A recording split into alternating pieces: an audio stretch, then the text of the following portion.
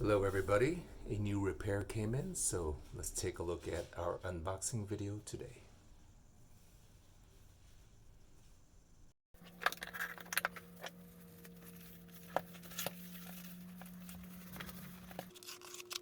Very often how I feel and how an owner feels about their flute is going to be different, and sometimes it's some consensus, and sometimes there's just very different feelings about the same issue.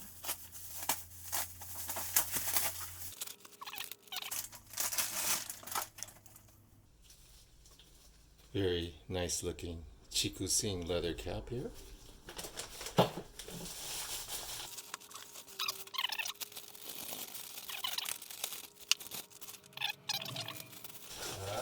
This is very creative.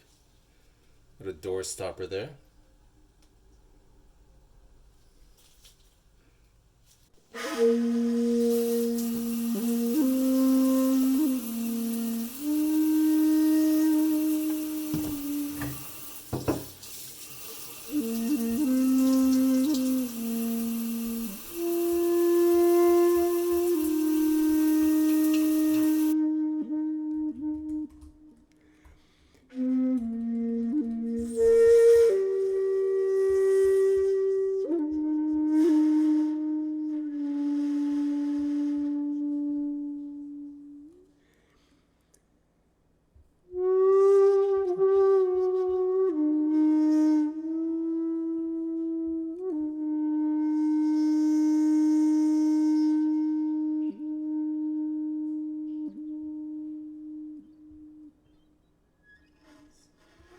Main issue is warble on Otsuro, but please also assess for any improvements you think could be made.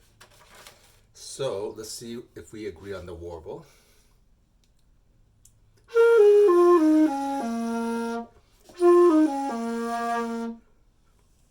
If I'm blowing at a very neutral breath, I don't feel the warble, but it doesn't feel balanced to me, like some notes pop and feel solid while La Su and Ro feels a little weak, punching. Now if I blow a little harder,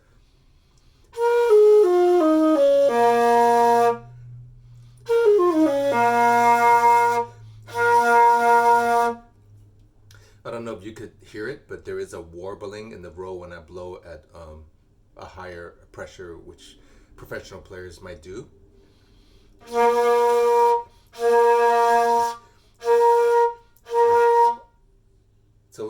It's a little imbalanced. So I'm just gonna make a guess. Test the middle of the flute with my tuning bead. Now the middle of the flute is exactly right in the middle. So I measure where that falls, and then again at the bottom, and if that falls at the roots, I'm at the middle. So put my tuning bead to constrict the vibratory point of the middle of the flute. And I can feel right away that Su and Ro is much more solid, like walking down a path and every step is solid. Now if I blow, let's blow softer at the beginner's breath. Also feels more solid to me. No doubt feels more solid with a advanced embouchure. And let's see if I can find the warbling.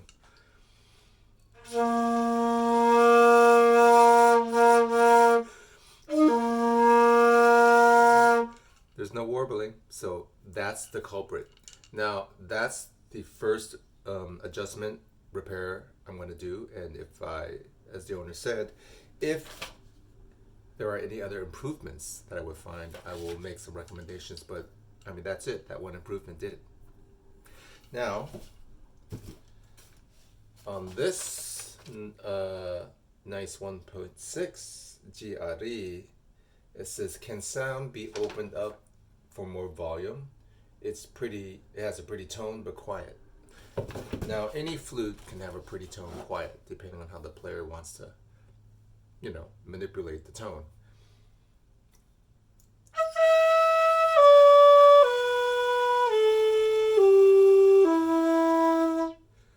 First off, I hear a little tuning problem. Also, right when I put it to my lip, I noticed that this angle here is a little too perpendicular. It should be a little slowed back so that the flute can fit nicely. Right now it's making me play a little medi. So if I force myself to play kari, I'm going to see what happens.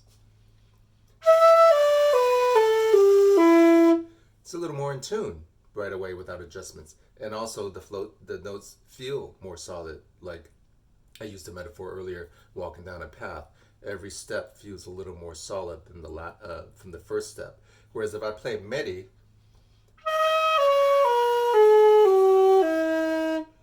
I could feel Sue very unstable, like soft. I just stepped into a soft patch and I have to sort of adjust my step.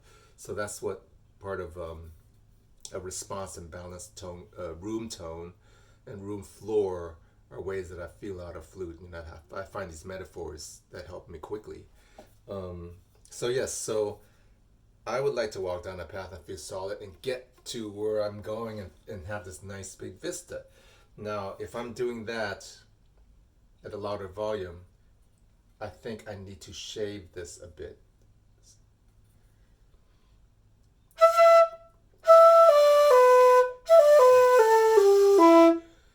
If I were to shave that a bit, I'm going to get E and Ri bigger.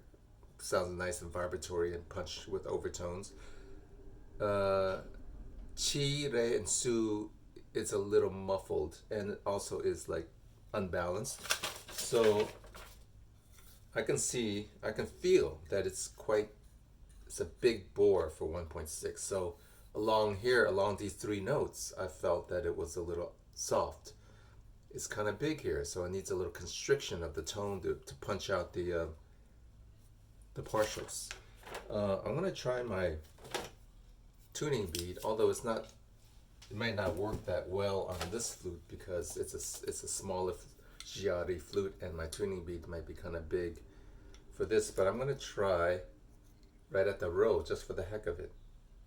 Ro again is the middle of the flute, ro oto no ro, which is the fundamental tone. Right away is stronger, so I know that the flute is big right here. I don't know if you can hear that over the internet, over this video, but I can feel it in the room, that suddenly the vibrations in the room. So I'm going to lower it now just to the quarter point of the flute, which I'm going to cut this in half.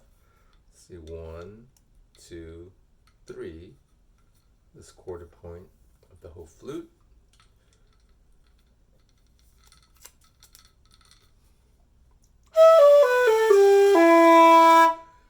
That is the first spot. I mean, I can feel it right away. There's balanced in all the notes, and I can feel that every step of the way is a solid step. There's a solid floor in each room, in each step or tone, finger hold, and it hits roll. And if I'm on my path, a nice great vista opens up. And it's not soft.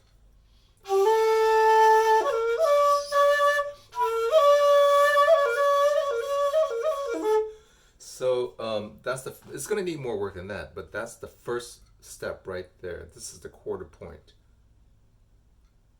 of Otsu. Now, I think that if I even go to the 8th point down here, it's gonna, theoretically, this should be the smallest point of a Giardi flute, the smallest bore.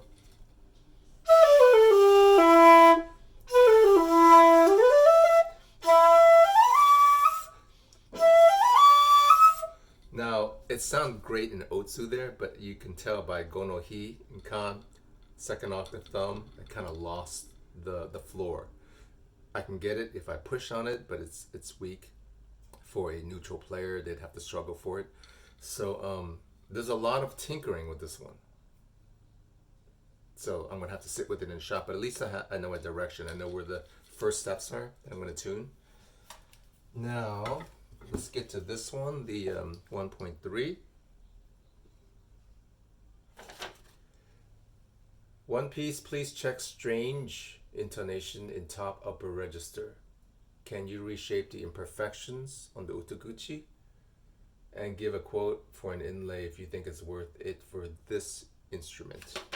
So, right away, I can tell you that this is not a Japanese shakuhachi. This is something, this is odd. The hanko in the front, I don't think I've ever seen a Japanese flute with that. This is very deep and it's not cut on the node, which it should be. So you can see that it's just, someone working on this like a rogue maker, not concerned with traditional Japanese aesthetics. Uh, Also, these angles are odd. Now, you can't really see it, but it almost feels like it's perpendicular. It should be sloped like that, somewhat, but it's perpendicular, so that's a problem. It means it makes you play like this, medi, as opposed to like that. And the utaguchi is too deep, so that also makes you play very medi, which is part of the intonation problem. Now, I'd have to fix that before I can do any real tuning. But I could, well, let's see what this is.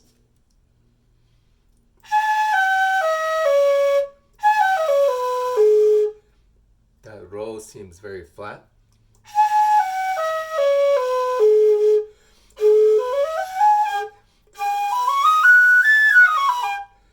This one's going to be very problematic to fix. I could make it better, but I don't know if it's worth it because this is not a shakuhachi, really. At least not one made in a Japanese lineage or yeah.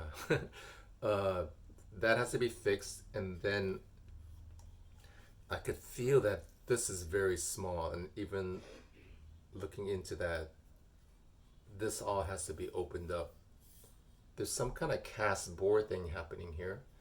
Um, I don't know if you can see it. It's a very slick bore, which is odd for this little kind of flute. So this one is not going to be worth the money it costs to restore and make it feel, not restore, but to adjust to make it feel good as an instrument. Um, I mean, roughly, my guess would be around $200. And for Japanese shakuhachi, that's not much.